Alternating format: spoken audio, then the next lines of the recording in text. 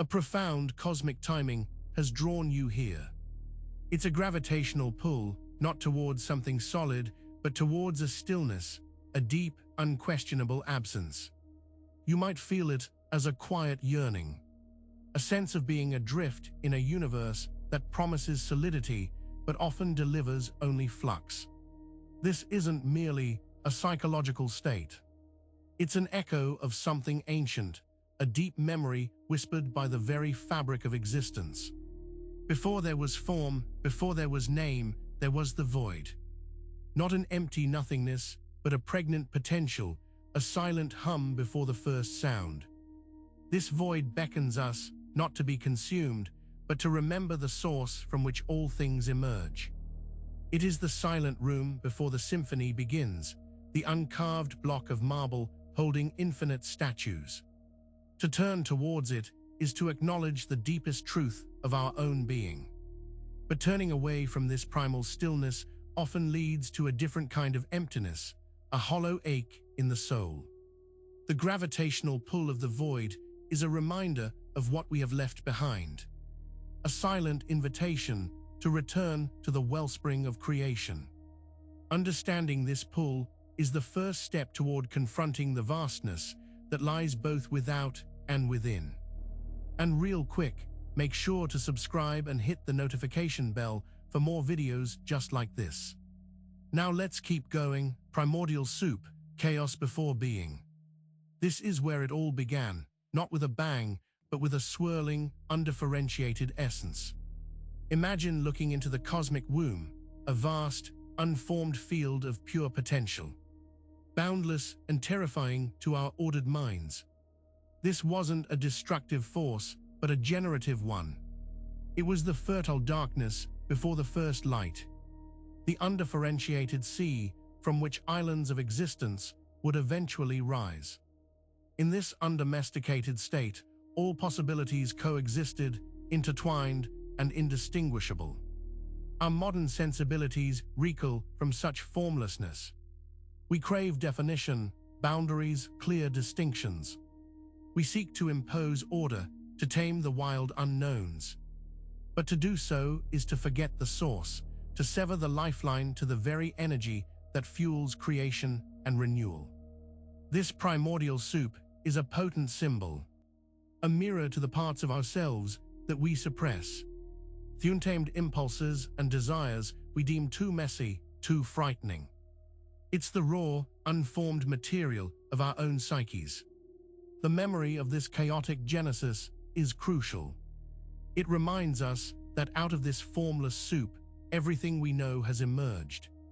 And to this soup, all things will eventually return, not in an ending, but in a transformation. We must learn to look upon this primordial state not with fear, but with a deep, almost reverent curiosity. Considering this origin, the question arises, what cosmic forces guide this endless emergence and dissolution? To explore this, we must turn to the embodiment of that nurturing, yet untamed, origin. The cosmic mother, Gaia's unformed embrace. Before the patriarchy, before the rigid structures of ordered society, there was the Earth Mother, the primal feminine force from which all life sprang. Her embrace was not gentle in the way we understand comfort, but all-encompassing, a deep, resonant hum of pure existence. This was a realm of raw, untamed power, of fertile darkness and burgeoning life. Gaia did not offer pronouncements or commandments. She simply was, a vast, breathing entity that contained everything. Her essence was the soil, the water, the air, the fundamental elements that cradled the nascent universe. To us, accustomed to separation and individual identity, this boundless embrace can feel like oblivion. It represents a state of profound unity, where the boundaries between self and other, between the inner and outer world, dissolve. This loss of self is precisely what we fear, what we fight against with all our might. But this unformed embrace is not a tomb. It is the ultimate cradle, the origin point of all individual beings. It is the maternal source that nourishes, sustains, and ultimately reabsorbs all that has been born from it. To deny this embrace is to deny our deepest roots, to wander the earth as orphans. Gaia's unformed embrace is the reminder that we are not separate entities, but integral parts of a vast, living cosmos. It is the echo of a time when the sacred feminine held dominion, a time of deep, instinctual connection to the source of life. Yet this powerful, all-encompassing origin also holds a deep mystery. What happens when this boundless unity, this maternally charged potential, encounters the first stirrings of individual desire? To understand this, we must look to the fundamental force that drives separation and connection. Eros, the primal urge, it's more than just romantic love. It's the animating force, the dynamic pull that draws disparate elements together. The desire for union, for completion, for creation itself. It's the cosmic spark that ignited the primordial soup, coaxing it towards form and complexity. Think of it as an invisible thread connecting everything. It's the magnet pulling iron filings into a pattern, the gravitational whisper between stars. Eros is the universe's longing to experience itself, to manifest in an infinite variety of forms, to explore the vast potential contained within the void. This urge to merge is intimately tied to the emergence of consciousness. As things come together, as new forms arise through union, perception itself begins to differentiate. The raw chaos starts to coalesce, and with that coalescence comes a nascent awareness, a sense of other. But this urge also carries within it the seeds of conflict. The very act of merging implies a movement away from absolute singularity, and the subsequent dance of attraction and repulsion defines the cosmos. It's the fundamental tension that gives life its dynamism, its unfolding narrative. We feel this urge daily in our cravings, our ambitions, our deepest desires for connection and meaning. It is the engine of our existence, the driving force behind every act of creation, every relationship, every striving towards something more. Yet this powerful force, so essential for life, also points towards a looming tension. For when anything seeks to merge, to unify, what is the inevitable counterpoint? It is the force that seeks to dissect, to separate, to build walls. This leads us to confront the shadow of order, the unintended consequences of imposing structure. The shadow of order, suppression of the primal. As life proliferates, as consciousness sharpens, so does the need to categorize, to define, to control. This is the natural impulse towards order, the building of structures, the creation of systems that allow us to navigate and make sense of the world. But order, when taken to its extreme, becomes rigid. It begins to fear the formless, the unpredictable, the chaotic. It sees the primal energies as a threat to its carefully constructed reality. And so it seeks to suppress them, to push them down into the dark corners of the psyche and the world. This is where the shadow emerges. When we deny our wilder impulses, our deeper instincts, our more primal desires, they don't disappear. They are merely exiled, festering in the unconscious, gaining power in their repression. This creates an inner suffering, a disconnect from our own innate vitality. Societies built on excessive order replicate this pattern on a grand scale. They create laws, doctrines, and norms that stifle spontaneity, creativity, and authentic expression. The individual who conforms too completely to these external structures risks losing touch with their own inner truth, becoming a hollow shell. The very act of ordering the world often involves a dissection, a breaking apart of wholeness. We create categories, labels, and divisions that, while useful, can also obscure the underlying unity. This creates a profound illusion, a belief in separation that fuels much of our modern discontent. This suppression, this exiling of the primal, leaves a void within us. It's a deep wound that cries out for healing. A wound that can only be understood by looking into the vast, often unsettling depths of the unconscious. And that is precisely where Jung's groundbreaking work offers profound insight. Jung's unconscious, the ocean of potential. For Carl Jung, the unconscious was not a cesspool of repressed desires, but a vast, pulsating reservoir of all that has been experienced, both individually and collectively. It is the primordial soup of the psyche, the fertile darkness from which our conscious minds emerge. Imagine an immense, subterranean ocean upon which the small island of our conscious awareness floats. This ocean contains not only our forgotten memories and buried emotions, but also the accumulated wisdom of our ancestors. The archetypes, the universal patterns of human experience that shape our lives in profound, often unrecognized ways. This is the realm where the primal forces we've discussed, chaos, the cosmic mother, Eros, reside in their rawest form. It's the place where the suppressed shadow lurks, not as an enemy, but as an unintegrated part of the whole, holding immense creative energy. To deny the unconscious is to live a life of profound limitation. To be buffeted by currents we do not understand, to be guided by unseen forces. It is to remain a mere droplet of awareness on the surface of an immeasurable depth. Jung's work invites us to dive into this ocean, not recklessly, but with a reverent curiosity. It's a journey into the deepest layers of our own being, a confrontation with the totality of who we are, including the parts we have long tried to ignore or banish. This exploration of the unconscious, with all its hidden treasures and potential terrors, ultimately calls us to a specific kind of courage. It asks us to step off the predictable shore and venture into the unknown. This is the leap into the void, the fool's leap into the unknown. It sounds terrifying, doesn't it? To step off the edge, to relinquish the safety net of certainty, to embrace the unmanifested. This is the archetype of the fool, the one who begins the journey without looking back, the innocent stepping into the realm of infinite possibility. This leap is not born of ignorance, but of a profound trust in the unfolding process.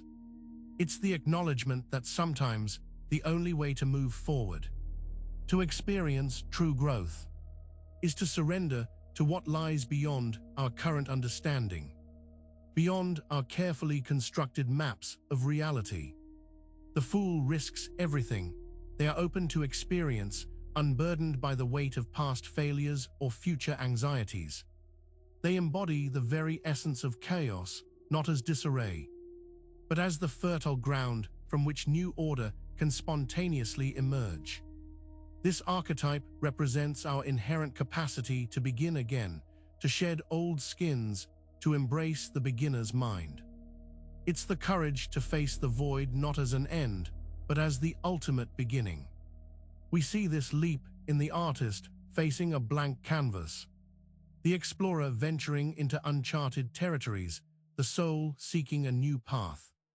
When we are caught in the rigid structures of order, when the shadow of our own suppressed primal nature grows too heavy, there comes a point where the old way of being can no longer sustain us.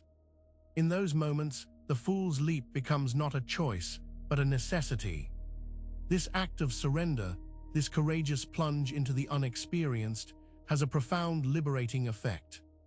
It is in this very act of daring that we discover the true nature of chaos, not as a destroyer, but as the ultimate liberator. Chaos as the great liberator. We have been taught to fear chaos, to see it as the enemy of all things good and stable. It's the disorder that must be tamed, the breakdown that signifies an ending. But this perspective is fundamentally incomplete. Chaos, in its purest form, is the unbinding agent, the force that frees us from the prisons we ourselves have built. when we are trapped in rigid routines, in fixed beliefs. In the suffocating embrace of excessive order, it is chaos that offers the escape. It's the storm that breaks the drought, the tremor that cracks the foundation of an unjust system, the fever that purges a toxic illness from the body. Think of the alchemical process. To create something new, something refined, the old form must first be dissolved, broken down, returned to its most basic elements. This dissolution is the work of chaos, but it is not an ending. It is the necessary precursor to recomposition, to a higher form of being. The primal energies, the wild instincts, the unexpressed emotions that we suppress, these are the chaotic forces within us. When we allow them space, when we engage with them without judgment, they can break down the rigid structures of our ego, the limiting beliefs that hold us captive. This liberation is not always comfortable. It can feel like an unraveling, a dismantling of all we thought we were. But within this apparent destruction lies the seed of profound freedom. It's the freedom to be authentic, to be fully alive, to tap into the boundless creative potential that resides beyond the constraints of our imposed order. This liberating force, however, can also be intensely unsettling. It confronts us with our deepest fears, our most terrifying possibilities. And in doing so, it becomes a mirror, reflecting back to us not what we are, but what we dread we might be. The mirror of nightmares. This is where the liberatory aspect of chaos can become profoundly challenging. When we unbind these primal forces within ourselves, when we begin to dismantle the old structures, the unconscious isn't just a treasure trove. It's also a vast chamber of shadow material. These are the aspects of ourselves that we have actively hidden, the parts that feel unacceptable, the primal fears and destructive potentials that we have exiled.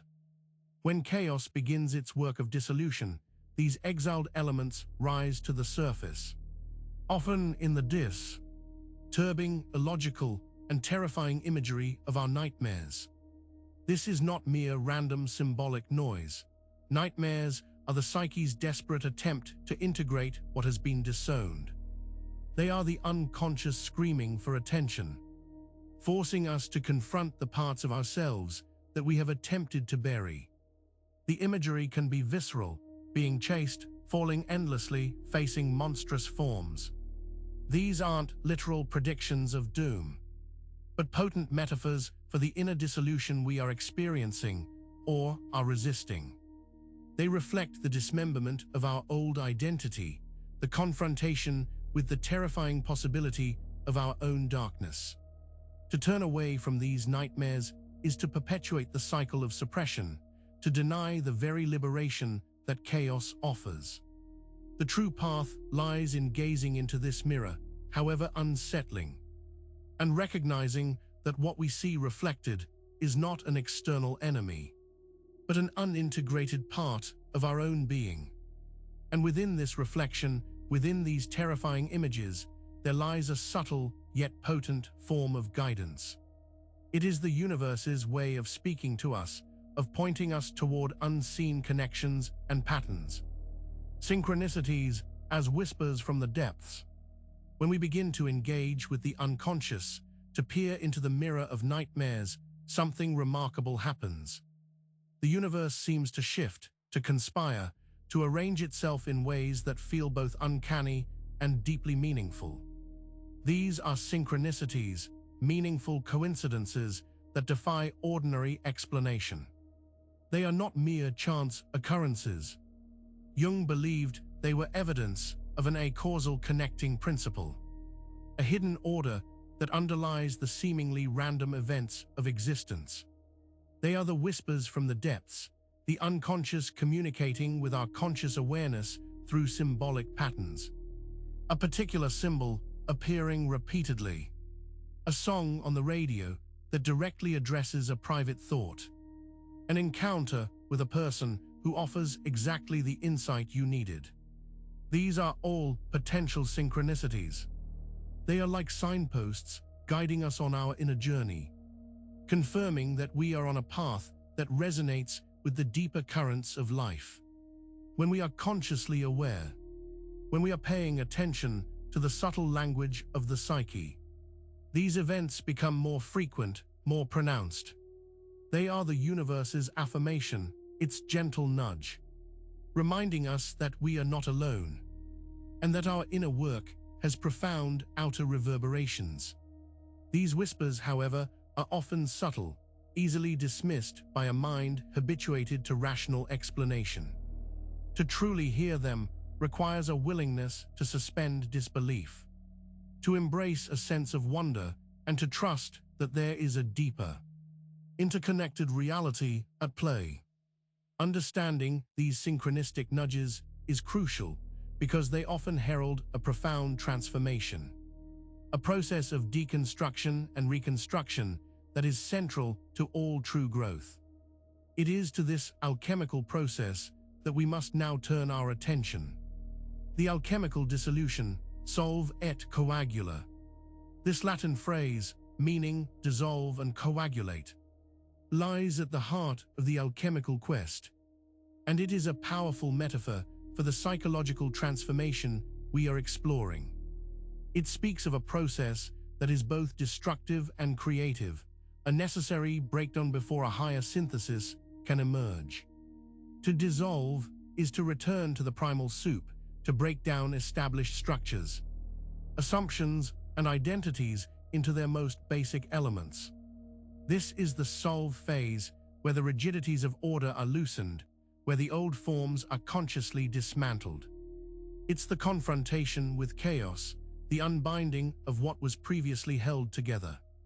This phase can be disorienting, even painful. It's like being in a state of constant flux, where nothing feels solid or certain. The ego's defenses are weakened, and the unconscious forces are brought to the surface, demanding attention and integration.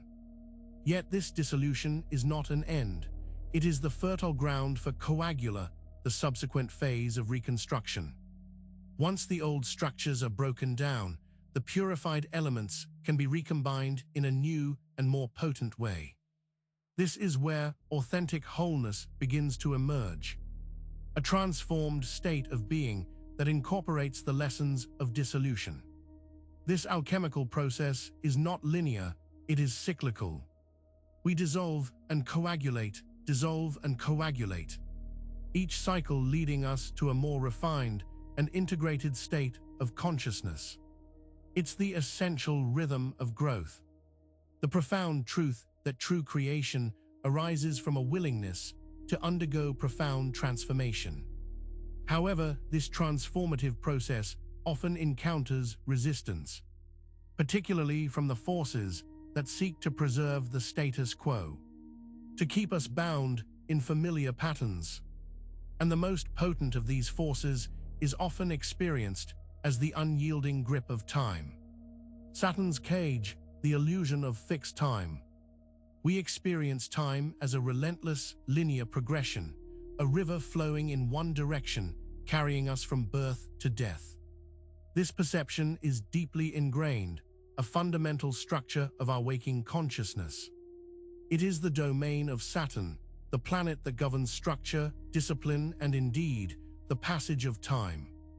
But what if this linear perception is a construct, a cage that limits our experience of reality? Saturn's influence, while providing necessary order, can also represent stagnation, rigidity, and the feeling of being trapped. The past binds us, the future dictates our anxieties, and the present feels fleeting, almost unattainable. The alchemical process, the journey into chaos and back, challenges this fixed notion of time. It suggests that time is not merely a universal clock ticking away, but a malleable dimension deeply intertwined with our consciousness. Within the alchemical crucible, past, present, and future can coalesce. When we are deeply immersed in the dissolution and coagulation, when we are truly present to the unfolding of our own transformation, The tyrannical grip of linear time often loosens. We can experience moments of profound stillness, where time seems to expand or contract, revealing a different, more fluid reality. Saturn's cage is the illusion that we are merely passengers on a predetermined timeline.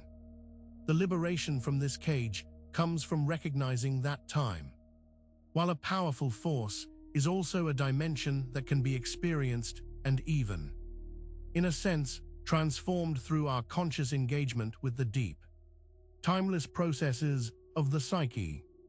This realization that time is not as fixed as we believe cracks open a profound question about the very foundations of our reality. It leads us to consider the blueprints that sought to impose order and the inherent flaws within those grand designs. The demiurge's blueprint and its cracks. In various mythologies and philosophical traditions, particularly Gnosticism, the concept of a demiurge emerges. This is a lesser creator god, often well-intentioned but flawed, who fashioned the material world and its seemingly rigid laws. Think of him as the overzealous architect who designed a world with strict rules, perhaps forgetting the vital spark of true divinity. This demiurge's blueprint is the structure of our perceived reality. It's the laws of physics, the social constructs, the perceived limitations that define our existence. He sought to create order, to contain the chaotic energies, to establish a tangible, predictable world. However, his blueprint was inherently incomplete. It was a creation based on separation and limitation, a world where the divine spark of true freedom was obscured. The very laws he imposed created the cracks, the imperfections, the suffering, the sense of longing for something more that permeates human existence. These cracks are the points where the illusion of the material world wears thin. They are the moments of existential dread, the intuition that there is more to reality than meets the eye, the whisper of a divine origin that the demiurge's design could not fully extinguish. The Gnostic tradition, in particular, saw these cracks as potential pathways to liberation. By recognizing the flawed nature of the demiurge's creation, by understanding that the material world is not the ultimate reality, one could begin to seek the true, higher divine. This understanding leads us to a critical juncture. If the material world is merely a flawed blueprint, a kind of prison, what is the nature of that trap? And how does one escape it? This brings us to the heart of the Gnostic worldview. The Gnostic trap, material world as prison. Gnosticism, at its core, perceived the material world not as creation, but as a prison. The demiurge, in his ignorance or malice, had trapped divine sparks, fragments of pure spirit within physical bodies, within the illusion of a world governed by flawed laws. For the Gnostic, the aim was not to improve this material existence, but to escape it entirely. The body was a tomb, the physical senses a source of illusion, and the world itself a dim reflection of a higher spiritual truth. Liberation came through gnosis, a direct, intuitive knowledge of the divine, a reclaiming of one's true spiritual identity. This perspective offers a stark contrast to our usual desire to improve and perfect our earthly lives. It suggests that the very fabric of our reality, the solidity we crave, is the source of our spiritual alienation. The longing we feel, the dissatisfaction with the mundane, is a sign of our inherent spiritual nature yearning to return home. The trap is the belief in the ultimate reality of the material. When we are fully convinced that this physical existence is all there is, we become utterly bound by its limitations. We suffer endlessly as we try to find ultimate meaning and fulfillment within a system designed to obscure it. Recognizing this trap is the first step towards transcendence. It demands a radical shift in perspective, an acknowledgement that our true home is not of this world. But how does one begin to unburden themselves from such a profound illusion, from a reality so deeply ingrained? The answer lies in actively dismantling the very structures that hold us captive, in embracing practices that unravel the perceived solidity of our world and ourselves. This is the realm of ritual, but not as we typically understand it. Rituals of unraveling. These are not the ceremonies of building or reinforcing, but acts designed to intentionally dismantle illusion, to loosen the grip of the familiar, and to open pathways to the transmaterial. In a world that constantly seeks to solidify, these rituals are acts of deconstruction, of returning to the fertile ground of the unformed.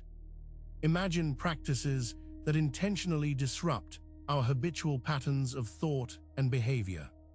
This could involve meditating on emptiness, engaging in spontaneous creativity, or even deliberately embracing moments of structured chaos, like a controlled freefall into the unknown. These acts are about dissolving the hardened shell of the ego, not to destroy it, but to reveal the deeper, more fluid self beneath. They are an echo of the alchemical solve, a conscious participation in the process of returning to primal potential. This could involve repetitive chants that lull the rational mind into a state of receptivity, or movement practices that deliberately disorient the body's sense of stable grounding. The goal is not to create new structures, but to create space for the unrecognized to emerge.